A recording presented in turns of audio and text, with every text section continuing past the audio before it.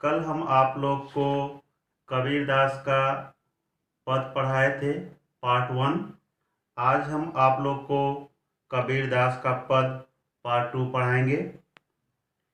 कबीरदास जी यहाँ पर उन पाखंडियों की बात कर रहे हैं जिनको ज्ञान कम होता है और लोगों को क्या करते हैं, उस ज्ञान द्वारा भ्रमित करते हैं।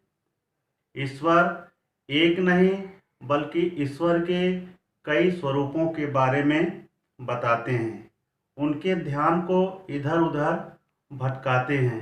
ईश्वर को प्राप्त करने के लिए तरह तरह के उपायों को बताते हैं। तो ऐसे लोगों को कबीरदास ने अपने शब्दों के माध्यम से कड़ा प्रहार किया है। तो चलो हम देखते हैं यहाँ पे। संतो देखत जग बौराना। कबीरदास जी कह रहे हैं संत, संत का मतलब होता है सज्जन, जग का मतलब होता है संसार, बौराना का मतलब होता है पागल हो जाना, साच का मतलब होता है सत्य, मारन का मतलब मारना होता है, धाव का मतलब दौड़ना होता है, झूठे का मतलब होता है झूठ, और पतियाने का मतलब होता है विश्वास। तो कबीरदास जी कह रहे हैं संतो देखत जग बौराना। हे सज्जनों, यह संसार पागल हो गया है। अब इसको ज्ञान नहीं है। अब ये संसार पागल हो गया है, पागल के समान हो गया है। क्योंकि साच कहो तो मारन धावे। अगर इनको सत्य कहा जाए तो ये मारने के लिए दौड़ाते हैं। झूठ है जगपतियाना। अगर झूठ कहा जाए तो संसार के लोग क्या करते हैं, विश्वास कर लेते हैं। कहने का मतलब यह है कि सच कहा जाए कि ईश्वर एक है तो ये मारने के लिए दौड़ते हैं। अगर इनको कहा जाए कि ईश्वर एक नहीं बल्कि ईश्वर दो है तो ये इन पर विश्वास कर लेंगे। तो संसार के ऐसे लोग हैं कि सत्य जब कोई कहता है तो उसको मारने के लिए दौड़ते हैं, अगर कोई झूठ कहता है तो उनके बातों को विश्वास कर लेते हैं। नेमी देखा धर्मी देखा प्रातः करे स्नाना। आत्म मारी पखाने पूजे उनमें कछु नहीं जाना। कबीरदास जी कह रहे हैं कि मैंने नियम को पालन करने वालों को भी देखा है, धर्मी देखा। धर्मी देखा का मतलब जो धर्म का पाखंड करते हैं, जो धर्म का पाखंड करते हैं ऐसे लोगों को भी मैंने देखा। प्रातः करे स्नाना, जो प्रातः क्या करते हैं, उठने के बाद स्नान करते हैं। तो जो नियम पूर्वक कार्य करते हैं और धर्म का पाखंड करने वाला जो होता है उसको भी मैंने देखा है। और वह प्रातः उठकर क्या करते हैं, स्नान करते हैं। ऐसे लोगों को मैंने देखा है। आत्म मारी पखाने पूजे, क्योंकि अपने आत्मा को क्या करते हैं, मार देते हैं। अपने आत्मा को मार के पखाने पूजे यानी मूर्तियों के क्या करते हैं, पूजा करते हैं। पखाने यानी पत्थर होता है, यानी मूर्ति हम कह सकते हैं। तो मूर्तियों की क्या करते हैं, पूजा करते हैं। उनमें कछ नहीं ज्ञाना, क्योंकि उनके अंदर जो है कुछ भी ज्ञान नहीं होता है, तभी तो ऐसा करते हैं। अगर उनको ये मालूम होता कि ईश्वर एक है और वह हर जगह व्याप्त है तो फिर ऐसा वो नहीं करते। बहुतक देखा, यहाँ पर कबीरदास जी कह रहे हैं कि बहुत मैंने देखा। बहुतक यानी बहुत, कई आप कह सकते हैं। बहुत ही मैंने देखा पीर औलिया। पीर औलिया का मतलब होता है धर्म गुरु। मैंने बहुत से धर्म गुरुओं को देखा पढ़े किताब कुराना, जो कि कौन सी किताब पढ़ते हैं, कुरान की किताब पढ़ते हैं। और कुरान किताब कौन सी होती है, इस्लाम धर्म की जो धार्मिक पुस्तक होती है। तो बहुत ही मैंने देखा जो धर्म गुरु हैं वह कौन सी किताब पढ़ते हैं, कुरान की किताब पढ़ते हैं, उससे ज्ञान अर्जित करते हैं। कई मुरीद तदबीर बतावे। मुरीद का मतलब होता है शिष्य और तदबीर का मतलब होता है उपाय। तो उसको पढ़ करके वह अपने शिष्य को क्या करते हैं, यानी उपाय बताते हैं। कौन सा उपाय? ईश्वर को प्राप्त करने का उपाय। उनमें वह जो जाना, क्योंकि उनके अंदर वही ज्ञान है, उसी ज्ञान को जो है अपने शिष्य को बताते हैं। आसन मारे डिंब धर बैठे, मन में बहुत गुमाना। ऐसे लोग क्या करते हैं, आसन जैसे होता है ना, आसन लोग डाल करके वहीं पे बैठ जाते हैं। तो आसन मारे यानी आसन डाल करके बैठ जाते हैं। डिंब का मतलब क्या होता है? आडंबर करके। आडंबर यानी होता है ना कि भाई हम क्या है, संत है, महात्मा है या ज्ञानी है, तो ऐसा आडंबर करके वहां आसन लगा करके बैठ जाते हैं कि लोग मुझे देखें। मन में बहुत गुमाना, ऐसे लोगों के अंदर बहुत ही अहंकार होता है। ज्ञान तो बहुत कम होता है, लेकिन ऐसे लोगों के अंदर अहंकार बहुत ज्यादा होता है।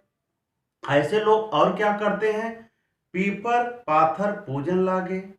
पीपल को पूजते हैं। पीपल का पेड़ आप लोग देखते हैं कि पीपल की भी लोग पूजा करते हैं।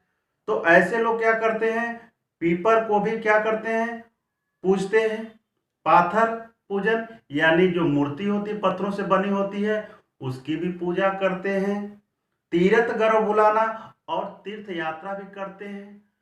और तीर्थ यात्रा करने के बाद क्या होता है, उनको अभिमान हो जाता है, अहंकार हो जाता है।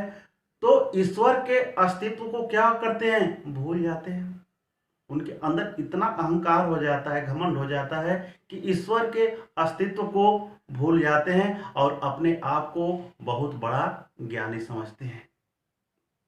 ऐसे पाखंडी लोग होते हैं। टोपी पहने यानी क्या करते हैं, अपने सिर पर टोपी पहनते हैं। माला पहने और माला को भी धारण करते हैं लोगों को दिखाने के लिए। छाप तिलक अनुमाना, और तिलक का जो छाप होता है माथे पर, उसको भी लोग लगाते हैं। ऐसे लोग अनुमाना, तो आप अनुमान लगा सकते हैं कि ऐसे लोग कौन हो सकते हैं, जो टोपी को भी पहनते हैं और गले में क्या पहनते हैं, दिखाने के लिए माला भी पहनते हैं, और जो है माथे पर कई प्रकार से जो है तिलक भी लगाते हैं। तो आप अनुमान लगा सकते हैं कि ऐसे कौन लोग होते हैं। ऐसे अज्ञानी लोग भी हो सकते हैं, ढोंगी लोग हो सकते हैं, जो पाखंडी लोग होते हैं, जो अज्ञानी लोग होते हैं, वही ऐसे होते हैं। साखी शब्द ही गावत भूले, आत्म खबरे न जाना। वह साखी और शब्द जैसे दोहे को वह गाते फिरते हैं, उसके भावों को लोगों के अंदर बांटते जाते हैं। और ऐसा करने से वह क्या करते हैं, ईश्वर के अस्तित्व को भूल जाते हैं। आत्म खबरी न जाना, वह स्वयं के अंदर का जो भाव होता है, जो स्वयं के बारे में वह जान नहीं पाते हैं कि मैं क्या हूं। हिंदू कहे मोहि राम प्यारा, हिंदू कहते हैं कि मुझे राम प्यारा है। तुर्क कहे रहीमाना, तुर्क का मतलब मुसलमान हो गया। और मुस्लिम लोग कहते हैं कि रहीम प्यारा है। हिंदू कहते हैं कि मुझे राम अच्छा लगता है, तो मुसलमान कहते हैं कि मुझे रहीम अच्छा लगता है। ऐसा क्यों कहते हैं, क्योंकि उनको ज्ञान नहीं है, अज्ञानता के कारण ऐसे बोल रहे हैं। हिंदू बोल रहे हैं कि मुझे राम प्यारा है, और मुस्लिम बोल रहे हैं कि मुझे रहीम प्यारा है। लेकिन अगर देखा जाए तो वास्तविक में दोनों एक ही हैं। रूप भले अलग अलग हो, लेकिन एक ही है। आपस में दो लड़ मुए, आपस में दोनों लड़ करके क्या करते हैं, जान दे देते हैं। आपस में लड़ करके दोनों जान दे देते हैं। मरम न काहू जाना, क्योंकि वह ईश्वर के मरम यानी ईश्वर के रहस्य के बारे में अच्छी तरह से जान नहीं पाते हैं। इसीलिए वो आपस में लड़ करके क्या करते हैं, जान दे देते हैं। घर घर मंत्र देत फिरत है, महिमा के अभिमानी। ऐसे लोग क्या करते हैं, जो पाखंडी लोग होते हैं, वो घर घर में जा करके उपदेश देते हैं, मंत्र देते हैं। महिमा के अभिमानी वह अपने अंदर क्या होता है, अहंकार का भाव लिए रहते हैं कि हम बहुत बड़े ज्ञानी हैं। गुरु के सहित सिख सब बूढ़े अंत काल पछताना। जब गुरु का अंत होता है तो उसके साथ जो है शिष्य का भी अंत होता है, क्योंकि उसके साथ जो है शिष्य भी क्या होता है, डूब जाता है। क्योंकि गुरु के पास जितना ज्ञान होता है उतना ज्ञान तो शिष्य को भी देगा। तो गुरु के पास तो कम ज्ञान था तो शिष्य को भी तो उसी तरह से ज्ञान देगा। तो गुरु के साथ कौन डूब जाता है, यानी जो उसका शिष्य है, जो उसके मार्ग पे चलता है, वो भी उसी के साथ डूब जाता है। अंत काल पछताना, और अंत काल में वो क्या करने लगता है, पछताने लगता है। तो कहने का मतलब अंत काल में वो पछताने से कुछ मिलने वाला नहीं है, क्योंकि समय तो बीत जाता है। कहे कबीर सुनो हो संतो, ये सब मर्म भर्म भुलाना। कबीर दास जी कह रहे हैं, हे सज्जनों मेरी बात को सुनो, हे सज्जनों मेरी बात को सुनो, ये सब भर्म भुलाना। इस भर्म को भूल जाओ। कौन से भर्म को, कि ईश्वर एक नहीं है बल्कि ईश्वर कई हैं। ईश्वर को हम कई रूप में देख सकते हैं। इस भर्म को भूल जाओ, क्योंकि ईश्वर एक ही है और वो ईश्वर जो है कण कण में व्याप्त है। केतिक कहो कहा नहीं माने, सहजय सहज समाना। कबीरदास जी यहाँ पर कह रहे हैं कि इनको हम बहुत बार समझाए। कितना बार कहे, केतिक यानी कितना बार कहे, उसके बाद भी ये लोग माने नहीं। सहजे सहज समाना, क्योंकि ईश्वर जो है सबको सहजता पूर्वक जो है प्राप्त हो सकते हैं।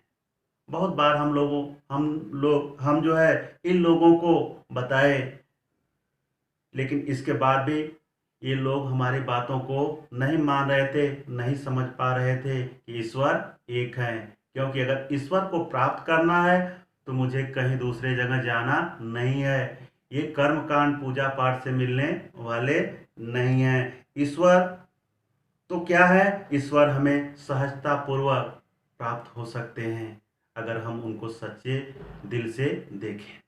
चलो आज हम जो एग्जाम में प्रश्न पूछे जाते हैं उससे संबंधित कुछ प्रश्न जो है कबीरदास के बारे में हम आप लोग को बताएंगे। अब जैसे परीक्षा में पूछता है कि इनका जन्म कब हुआ, तो यहां पर जन्म दिया है कबीरदास का जन्म 1398 ईस्वी में। एग्जाम में भी पूछ सकता है कि कहां पे हुआ था, तो लहर तारा नामक स्थान पे हुआ था, वाराणसी में पड़ता है। तो लहर तारा नामक स्थान पे हुआ।